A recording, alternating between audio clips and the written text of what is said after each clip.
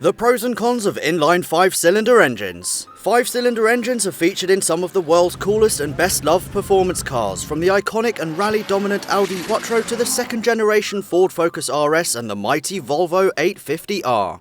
On the diesel front, 5-pots have also been used in everything from TD5 Land Rover Defenders to the bulletproof Mercedes OM617 300D engine, as used in the W123 chassis. Thankfully, and despite downsizing brought by fun-sapping emissions regulations, 5-pots are still in production today, featuring most prominently in the Audi TT RS and RS3. So, with so much mystique surrounding this increasingly rare engine configuration, it's worth looking at their pros and cons to see why some manufacturers like Audi swear by them and why others steer well clear. But first, some light technical information to better understand how these awesome engines work. 5 cylinders have a bespoke firing order that can even its power strokes throughout the crankshaft's rotation. The 4-stroke 5-cylinder setup leads to a firing interval of 144 degrees of crankshaft rotation. In comparison to a 4-cylinder engine which fires every 180 degrees, there will be a 36-degree overlap in a 5-cylinder engine, meaning another power stroke has occurred before the crankshaft rotates to the 180-degree mark. This results in a smoother power delivery versus the comparatively jolting action of an inline-4. The crankshaft journals are spaced out in a fashion to cater for the 5 cylinders. Relative to the first piston being at top dead center, the second journal sits 144 degrees counterclockwise around the crankshaft, the third journal at 216 degrees, the fourth at 288 degrees, and the fifth at 72 degrees, or 432 degrees from the origin. With the respective firing interval, this makes for a firing order of 1, 2, 4, 5, 3 in most 5-cylinder engines. This means that the piston reciprocation hops from one side of the engine block to the other before finishing its full cycle with a central third piston. As with 3-cylinder engines, the behavior of the reciprocation due to the journal spacing and firing order leads to a balance of the vertical forces within the engine. Unfortunately, there is a torque imbalance along the horizontal plane of the engine, meaning a 5-cylinder is constantly trying to twist or flip over its length. This rocking motion will often need a balancing shaft to cancel out that twisting force, which will improve overall refinement. That intrinsic inertial behavior is then enhanced by the length of the engine compared to an inline-4, leading to an engineering complexity that many manufacturers choose to shy away from. For those willing to engineer their way around these problems, however, there are multiple reasons why a 5-cylinder is a viable option as a powertrain.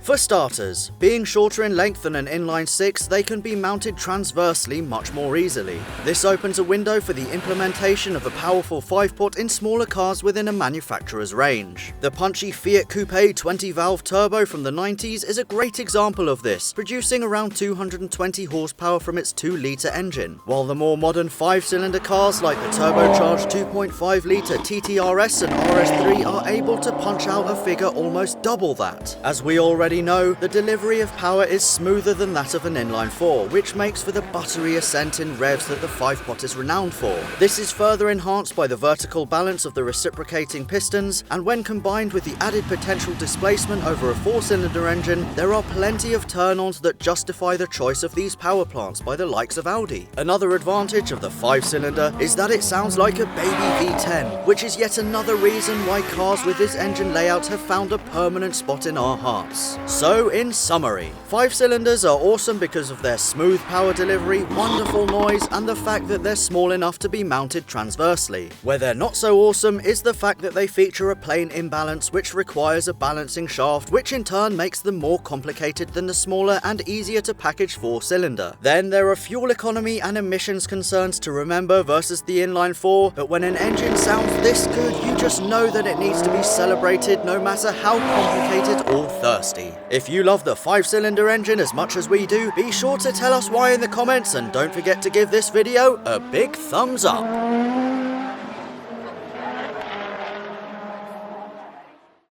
So I'm with a good buddy called Bond, and he runs a YouTube channel called Performance Cars. You've kindly said that you're going to put the new tyres onto Phil's original wheels, because as you know, Phil is now up and running-ish. I mean, the engine's in. I'm going to learn how to put new tyres on wheels. You going to teach me? And then I want you to do one yourself.